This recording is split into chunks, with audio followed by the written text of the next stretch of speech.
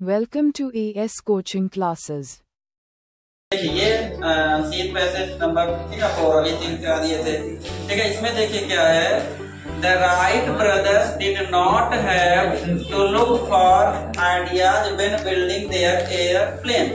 क्या हुआ था, राइट ब्रदर्स थे जो कि कहा जाता है कि हमारे यहाँ मतलब कि कहना चाहिए कि वर्ल्ड में जो एरोप्लेन की मतलब जब स्टार्टिंग की गई थी, शुरुआत की गई थी, तो उसका श्रेय दिया जाता है, मतलब कि किसको दिया जाता है, राइट ब्रदर्स को। ये दो भाई थे राइट ब्रदर्स। तो इन लोगों ने जब उनके बिल्डिंग से मतलब कोई मान लीजिए बर्ड गई, चिड़िया गई, बर्ड गई कुछ, तो ये क्या हुआ, इनको लगा कि यार ये कैसे उड़ रही है। ठीक है, ये मतलब नेचर का कितना अच्छा मतलब प्रतीक है कि मतलब उड़ रही है। ठीक है, हम लोग चल रहे हैं लेकिन उड़ रही है। तो उन्होंने क्या किया, जैसे इसको देखा, ठीक है, तो उनके मन में क्या आया कि हम भी क्या बनाए, उड़ने वाली चीज ऐसे कुछ बनाए जिससे हम लोग क्या सके, उड़ सके। ठीक ना, ये पहले बात ध्यान रखिएगा। मतलब जीके के लिए भी एक क्वेश्चन है कि राइट ब्रदर्स जो है दो भाई थे जिन्होंने एरोप्लेन का सबसे पहले क्या किया, मतलब कि डिस्कवर किया। ठीक है, फिर इसमें देखिए कि दे स्टडीज बर्ड। अब उन्होंने बर्ड के बारे में स्टडी की,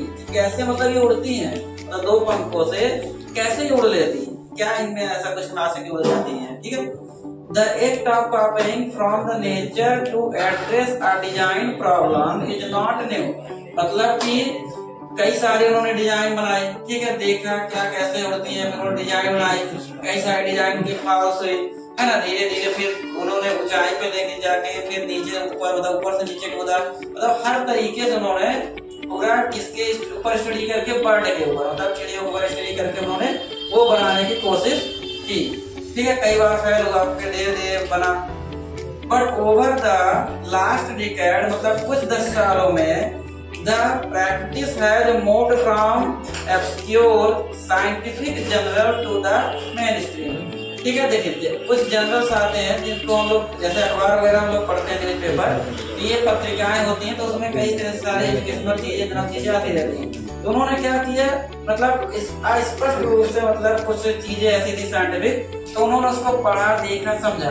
ठीक है, फिर क्या हुआ कि the term biomimicry popularised by American natural science writer Janine Benyus. मतलब एक राइट अमेरिकन साइंटिस्ट थे। तो देखिए हर साइंटिस्ट का क्या जनरल आता है, मतलब वो अपना लेके हमने ये डिस्कवर किया, हमने ये खोजा, तो वो पढ़ते थे वो। ठीक है, अब बायोमिमिक्री यहाँ एक वर्ड है, तो बायोमिमिक्री का मतलब होता है प्राकृतिक रूप से, मतलब प्रैक्टिस रूप से जो पैदा होती है। ठीक है ना, बायोमिमिक्री को बोलते हैं जो प्राकृतिक रूप से जो प्रेरणा लेते हैं, तो उसको बोलते हैं बायोमिमिक्री। तो वो बहुत सारी मतलब प्रेरणा लेते थे इस टाइप की जो साइंस रिलेटेड होती थी। ठीक है, और जो पॉपुलर होती है। तो अमेरिकन साइंटिस्ट थे, तो उनके जर्नल आते थे कब, लेट 1990s में, मतलब 1990 में आते थे, तो वो पढ़ते थे, देखते थे। फिर refer to innovation that take their inspiration from flora और फौना। तो जब उनके जर्नल पढ़ते थे तो फ्लोरा और फौना दो वर्ड होते हैं, मतलब जो हमारे पेड़ पौधे, पर्यावरण वाले जीव जंतु होते हैं, इन दोनों को मिला के क्या बोला जाता है, फ्लोरा और फौना। ठीक है, तो ये वो जर्नल पढ़ते थे और सीखते थे। ठीक ना, कि भाई हम जो डिस्कवर कर रहे हैं तुम्हारा कैसे यूजफुल हो सकता है, ये सब चीजें। ठीक है, फिर biomimicry advocate argue that with 3.8 million year of research and development, evolution already solved many of the challenges human now encounter। मतलब देखिए